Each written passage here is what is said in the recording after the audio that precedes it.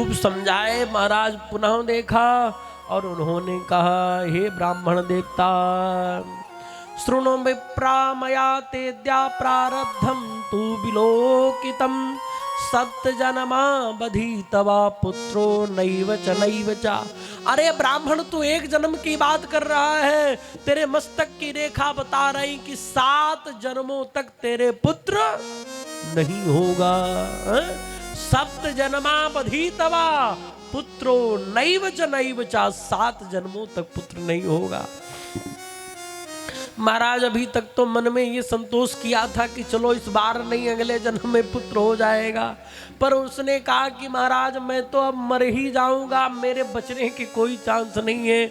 अभी तक तो ये था कि पुत्र हो जाएगा, पर आपने 7 जन्मों का लेखा जोखा बता दिया, अब तो मैं मर ही जाऊंगा।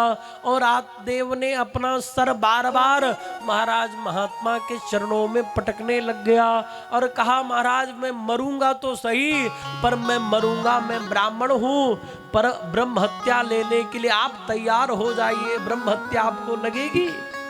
महात्मा ने सोचा, भैया कहाँ मैं अच्छा जा रहा था, बेकार में ब्रह्म हत्या और मोल ले लिया अलग से है। महात्मा ने कहा, अच्छा ठीक है ब्राह्मण, तुम चिंता मत करो, तुम्हारे घर में पुत्र होगा। और महात्मा ने एक झोली से एक फल निकाला और वो फल दिया आत्मदेव को, कहा ये फल अपनी पत्नी धुंधली को खिला देना। और जैसे ही धुंधली को फल खिला देना, वैसे ही महाराज फल लेकर के गया है, पत्नी धुंधली को दिया। पर महाराज धुंधली कहती, मैं ऐसी वैसी नहीं हूं, मैं तो बड़ी पढ़ी लिखी हूं, और मैं बड़ी पढ़ी लिखी हूं इसलिए मैं साधारण में सहज में ही ये फल को खाने वाली नहीं हूं, इसलिए मैं, पता नहीं बाबा वैरागी है, कौन सा मंत्र पढ़ के दे दिए कोई पता है? बोले मैं तो बड़ा विचार किए बिना कोई भी काम नहीं करती। तो महाराज वो फल को लेकर के बैठी हुई थी, उसी समय उसकी एक पड़ोसन आ जाती है, और पड़ोसन आती कहती, बहन क्या कर रही है? पूरी कहानी बताई कि मेरे पति जी जंगल से फल लेकर के आए महात्मा के द्वारा, अब मैं इसको खाऊंगी तो गर्भवती हो जाऊंगी। धुंधली ने जब कहा तो सहेली ने कहा, बगल वाली ने, कि बहन ये तो बहुत अच्छी बात है, तू फल खाएगी तेरे यहाँ संतान हो जाएगी। पर महाराज वो कहती है, फल भक्षेण गर्भस्याद गर्भेणो गर्भवृद्धिता स्वल्प भक्षम ततो शक्ति ग्रह कार्यम कथम भवेद। वो कहती कि हे बहन, मैं यदि स्वल्प भक्षम, महाराज गर्भवती, वो कहती कि मैंने सुना है कि गर्भवती स्त्री जो है तो ज्यादा भोजन नहीं कर पाती है, तो मेरा भोजन कम हो जाएगा। स्वल्प भक्षम ततो शक्ति, मेरे अंदर शक्ति भी नहीं रहेगी, मैं घर के कार्य भी नहीं कर पाऊंगी। और दैवाद घाटी, कभी मेरे घर में मान लीजिए आग लग गई तो सब घर के लोग निकल करके बाहर भाग जाएंगे, अब मैं दौड़ भी नहीं सकती, क्योंकि गर्भवती स्त्री दौड़ नहीं सकती ज्यादा। तो कहती है कि मैं ज्यादा दौड़ भी नहीं सकती हूँ, इसलिए महाराज, इसलिए बहन मैं फल नहीं खाना चाहती हूँ। प्रसूतौ दारुणम दुखम सुकुमारी कथम सहे। महाराज प्रसूतिका में बड़ा कष्ट होता है, माँ को दूसरा जन्म प्राप्त होता है, इसलिए मैं ये फल नहीं खाऊंगी। और ये कहती है कि लालने पालने दुखम प्रसूतायाश्च वर्तते, कहती कि लालन पालन में भी बड़ा दुख होता है भैया, बच्चे को लालन पालन में भी बड़ा दुख होता है। और ये कहती कि सुखी कौन है, धुंधली की नजर में सुखी कौन है? तो कहती है कि बंध्या वा विधवा नारी सुखनी चेत में मति है। कहती कि जो बंध्या है और विधवा है वही सुखी है महाराज, बोले इनको कुछ नहीं करना पड़ता महाराज। धुंधली की ऐसी बातें सुनकर के जो सहेली थी उसका दिमाग गर्म हो गया, उसने कहा, बहन तेरी बुद्धि खराब हो गई, तुझे जो करना है कर, मैं तो चली महाराज। अब वो उठ के चली गई। और जैसे ही वो उठ के चली गई, उसी समय उसकी धुंधली की छोटी बहन आ गई और उसने कहा बहन क्यों बैठी, पूरी कहानी उससे भी बता दी। और बताने के बाद बहन ने कहा बस इतनी सी बात है, मैं तुम्हारी समस्त समस्याओं को मैं दूर कर दूंगा। कैसे कर दूंगा दूर?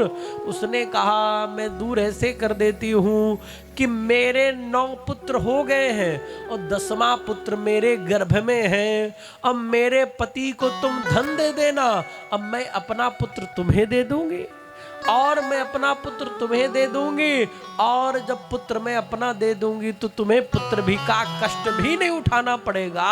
अब तुम्हारे पास धन है, मेरे पति को दे देना। वो तो ये चाह ही रही थी कि भैया इसकी संपत्ति पूरी मेरी हो जाएगी। और बोले तेरे घर में तेरे गाय को भी अभी तक कोई बछड़ा और बछड़ी नहीं हुई है, तो ये फल तू अपनी गाय को खिला दे, महात्मा जी का बात भी रह जाएगी और साथ में उनका टेस्ट भी हो जाएगा कि ये फल सही दिया, असली है कि नकली है महाराज। और उसने वैसा भी, उसने कहा बहन हो तो तेरी जैसी, मेरी परेशानी 2 मिनट में पूरी परेशानी हल कर दी है, ऐसी बहन होनी चाहिए महाराज। सुंदर कालांतर में महाराज सुंदर पंडित जी चले गए थे पूजा कराने के लिए। इधर महाराज सुंदर कालांतर में धुंधली के बहन के महाराज बालक हुआ और वो बालक जो है तो धुंधली को ला करके दे दी। और जब धुंधली को ला करके दे दी, धुंधली ने कहा कि मेरे पुत्र हो गया। कुछ दिनों के 3 महीने बाद एक गाय ने भी एक पुत्र दिया। पंडित जी बड़े प्रसन्न, क्योंकि भैया अभी तक एक पुत्र नहीं था, पर गाय ने भी एक पुत्र को ही जन्म दिया। केवल उसके कान बस गाय के जैसे थे, बाकी जो है तो पूरा शरीर मनुष्य का ही था महाराज। क्योंकि संत का प्रसाद है, कभी व्यर्थ नहीं जाता महाराज। तो महाराज इस प्रकार से सुंदर दिव्य महाराज वर्णन करते हैं। श्री सुखदेव जी महाराज कहते हैं कि इस तरह से महाराज आत्मदेव शर्मा ने मन में विचार किया कि अब इन बच्चों का नामकरण संस्कार कर देना चाहिए। तो भैया जिसके कान गाय के जैसे थे उनका नामकरण किया गया, उनका नाम रख दिया गया गोकर्ण। बोले गोकर्ण जी महाराज की जय हो। और जिनको महाराज बोले महाराज इस पुत्र का नाम रखने जा रहे थे, उन्होंने सोचा कि मेरा नाम आत्मदेव शर्मा है तो मैं अपने पुत्र का नाम रख दूं ज्ञानदेव शर्मा। पर महाराज धुंधली ने कहा कि अरे 9 महीनों तक हमने इसका भार ढोया है, इसलिए इसका नाम तो मेरे नाम से जुड़ करके होगा। बोले तुम ही रख दो। उसने कहा मेरा नाम धुंधली है, मेरे पुत्र का नाम धुंधकारी होगा। महाराज धुंधकारी और गोकर्ण दोनों ने ही ख्याति प्राप्त की है। कैसी? गोकर्ण पंडितो ज्ञानी धुंधकारी महाखला। बोले महाराज गोकर्णो पंडितो ज्ञानी, बोले गोकर्ण जी महाराज बड़े पंडितो ज्ञानी हुए, बड़े ज्ञानी हुई महाराज। ख्याति दोनों ने, एक विख्यात हुए एक कुख्यात हुए। बोले गोकर्ण जी महाराज विख्यात हुए। जिस गली से निकल जाते गोकर्ण जी, घर के लोग दरवाजा खोल करके प्रणाम करते थे, और जिस गली से धुंधकारी निकल जाता लोग दरवाजा बंद कर लेते थे। ख्याति तो 2 में ही मिलती है, विख्यात या फिर कुख्यात। तो महाराज ख्याति तो दोनों को मिली, पर महाराज इस प्रकार से रहने लग गया।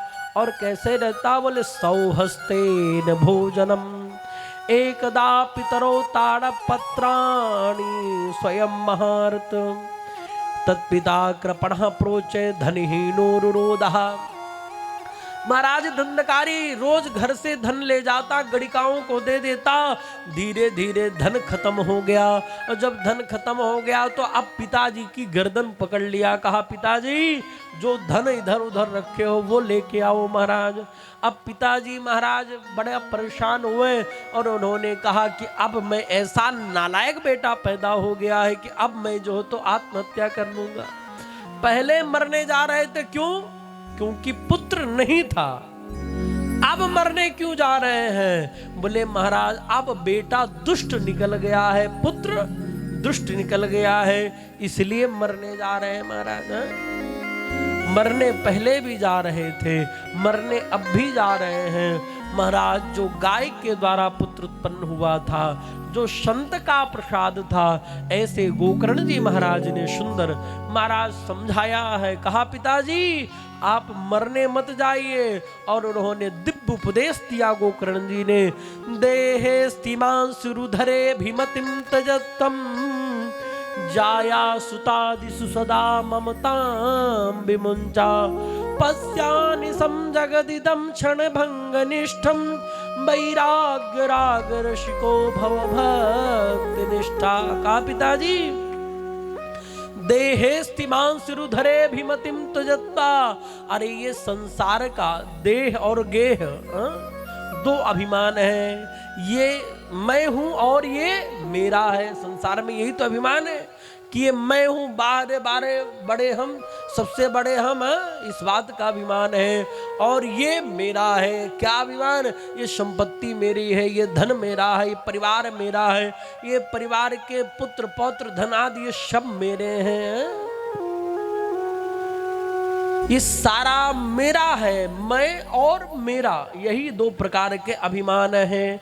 तो उन्होंने यही कहा देहेस्थिमांसिरुधरे भीमतिम तुजत्तम।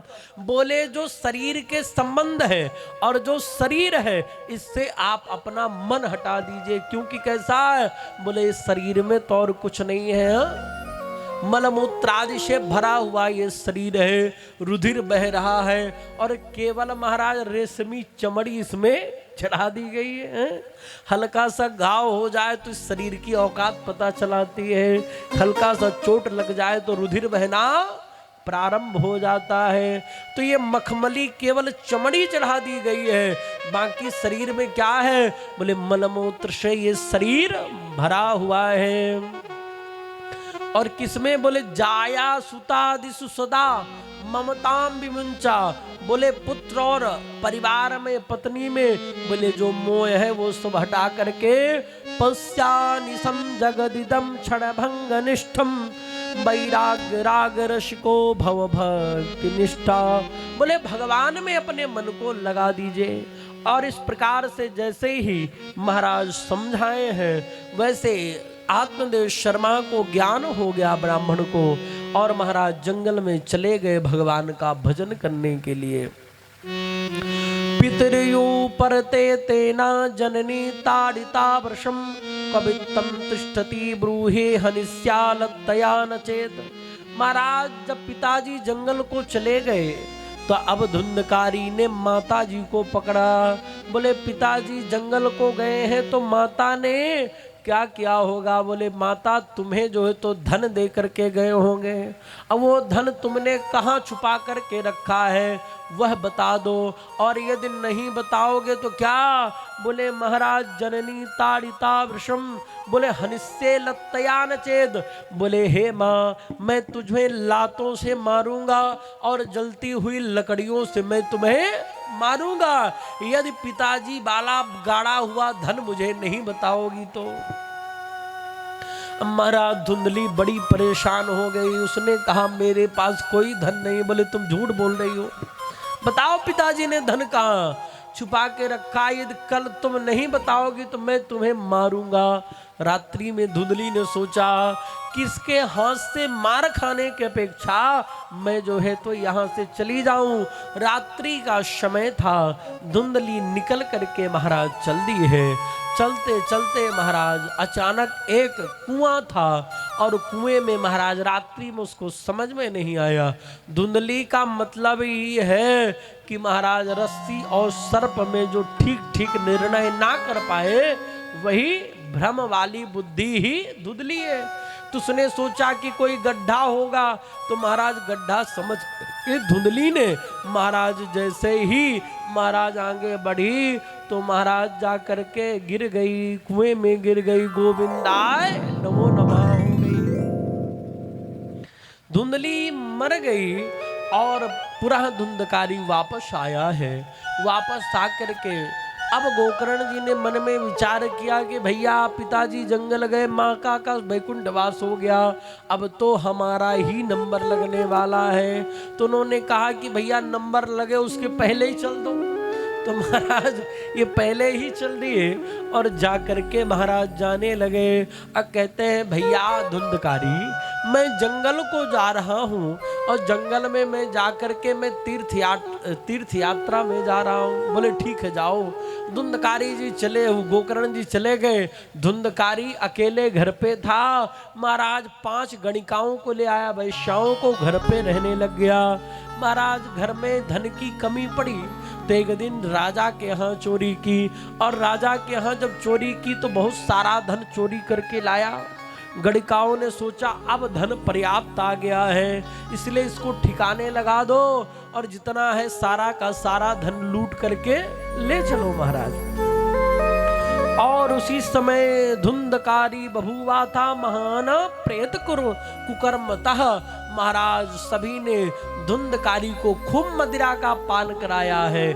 मदिरा का पान कराने के बाद महाराज उसका गला दबाती हैं गणिकाएं, पर महाराज गला दबाने से भी जब नहीं मरा और जोर से चिल्लाया, और जैसे ही वो चिल्लाता है वैसे ही महाराज चिल्लाने के बाद वैसे ही दूसरी गणिका गई तो महाराज गरम गरम कोयला लेके आई है चूल्हे से, भट्टी से, और धुंधकारी के मुख में डाल दी गरम गरम कोयला, और महाराज धुंधकारी गोविंदाय नमो नमः हो गया।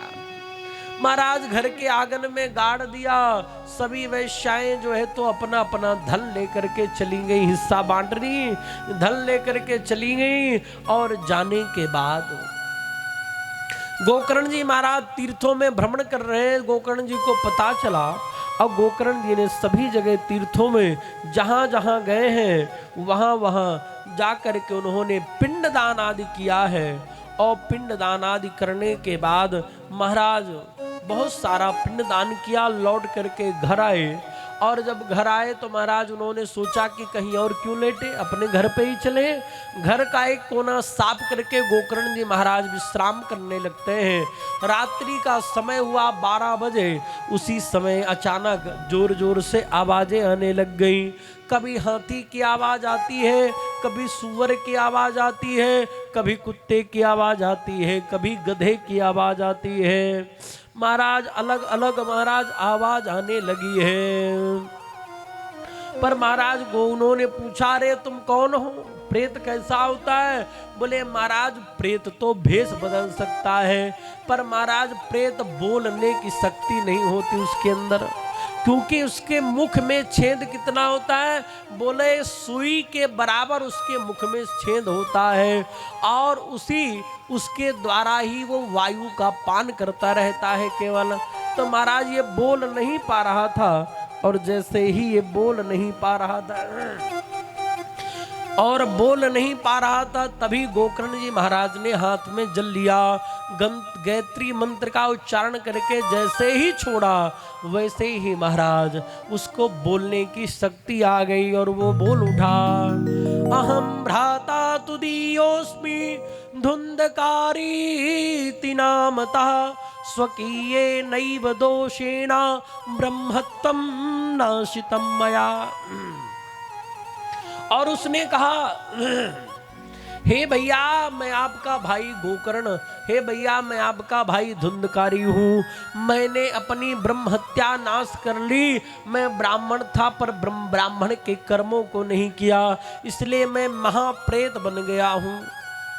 उन्होंने गोकर्ण जी ने कहा, भैया हमने तुम्हारे खूब पिंडदान किए हैं, गया श्राद्धे सते नापी, बहुत सारे गया श्राद्धे सती नापी मुक्तेम न भविष्यति। बोले बहुत सारे पिंडदान किए फिर भी तुम्हारी मुक्ति नहीं हुई क्या? उसने कहा, तुम एक पिंडदान नहीं हजारों पिंडदान कर देते मेरे नाम से, फिर भी मेरी मुक्ति होने वाली नहीं थी। अब एक प्रश्न उठता है कि क्या गया जी में पिंडदान करने से व्यक्ति की मुक्ति नहीं होती? बोले महाराज होती है, पर क्यों नहीं हुई इसकी मुक्ति? बोले इसलिए नहीं हुई क्योंकि महाराज जब पिंडदान कर रहे थे तो पिंडदान महाराज धुंधकारी के गोत्र का उच्चारण वो आत्मदेव शर्मा के गोत्र का उच्चारण करके कर रहे थे, और धुंधकारी तो उनके वंश का तो था ही नहीं है, धुंधकारी तो दूसरे के वंश का था, धुंधकारी दूसरे के वंश का था। तो भैया जिसके गोत्र का उच्चारण होगा तब तो उसका उद्धार होगा। तो बोले महाराज उनके गोत्र का उच्चारण तो हुआ ही नहीं, इसलिए महाराज धुंधकारी का गया में श्राद्ध करने से इस कारण से धुंधकारी की मुक्ति नहीं हुई। इसीलिए भैया आजकल जो अंतर जाति विवाह होते हैं तो अंतर जाति विवाह में महाराज क्या है? बोले महाराज समस्या आगे चल के ही होती है। क्यों? बोले वो संतान वर्ण संकरी संतान पैदा होगी। अब महाराज जब पिंडदान होगा तो किसका नाम लिया जाएगा? मातृ पक्ष का लिया जाएगा या पिता पक्ष का लिया जाएगा? किसके गोत्र का उच्चारण होगा? इसलिए भैया वर्ण संकरी संतान जब होगी तो फिर उद्धार होने वाला नहीं है। अब देख लीजिए धुंधकारी का उद्धार नहीं हुआ। क्यों?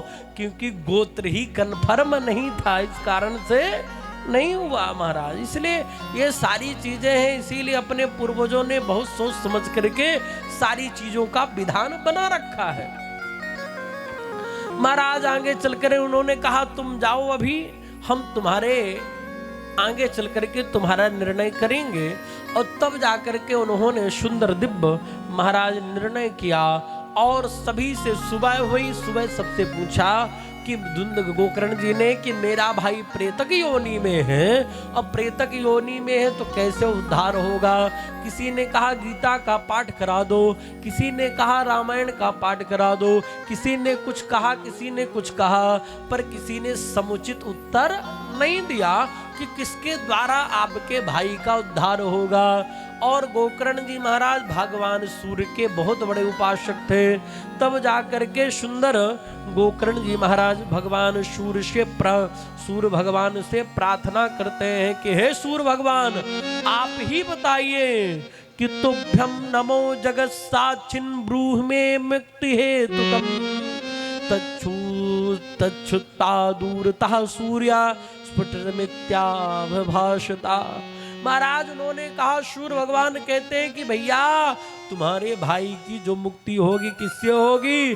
श्रीमद्भागवतान मुक्ति सप्ताहं वाचनम कुरु इति सूर्यावचः सर्वैर धर्म रूपम तविश्रुतम्। बोले भैया तुम्हारे भाई का जो उद्धार होगा वो जो है तो भागवती कथा श्रवण कराने से ही, तुम्हारे भागवत की कथा श्रवण कराने से ही तुम्हारे भाई का उद्धार होगा। सप्तान वाचनम कुरी, बोले साप्ताहिक भागवत कथा श्रवण कराओ, उसी से तुम्हारे भाई का उद्धार होगा। और इतनी बात को सुनते ही महाराज सुंदर गोकर्ण जी ने सुंदर श्रावण के महीने में मंगलमय सुंदर दिव्य जो तो कथा का आयोजन रखा है, और सुंदर दिव्य कथा का आयोजन रखा और सुंदर कथा का आयोजन रखा। तो सबके लिए महाराज केवल जो विमान आया तो महाराज कथा चल रहा था तो धुंधकारी ने देखा कि सबके बैठने के लिए आसन बिछा हुआ है, हमारे लिए भी कोई आसन नहीं है। और जो आसन दिया गया तो जैसे हवा चलती वैसे ही महाराज हवा के साथ में वो भी उड़ जाता, क्योंकि प्रेत वायु स्वरूप में रहते तो वो भी उड़ जाता। तो उसी समय धुंधकारी को एक 7 गांठ का बांस नजर आया और धुंधकारी उसी 7 गांठ के बांस में जाकर के बैठ गया। इसीलिए 7 गांठ का बांस लगाया जाता है। तो धुंधकारी 7 गांठ के बांस में बैठ गया और बांस खोखला होता है, अंदर हवा नहीं जाती, इसलिए उसमें वो बैठा रहता है। और जैसे ही महाराज प्रथम दिन अलग अलग प्रथम स्कंद स्पष्टमाख्यानम धेनुजो करोद दिनांते रक्षिता गाथा ता चित्रम बभूवः। और 7 दिनों में 7 ग्रंथि जो है गांठ की है वो फट गई, और फटते ही सुंदर दिव्य महाराज जो धुंधकारी था, जो प्रेत था, वो दिव्य चतुर्भुज रूप में प्रकट हो गया। दिव्य रूप धरो जात तुलसी दाम मंडिता, पीतवासा घन श्यामो मुकुटी कुंडलान्विता। महाराज सुंदर जो प्रेत था वो भागवत की कथा सुन करके दिव्य रूप को धारण कर लिया, तुलसी की बनमाला आदि को धारण कर लिया, मुकुटी कुंडलान्विता। महाराज सुंदर मुकुट और कुंडल को पहन करके चतुर्भुज रूप में हो गया।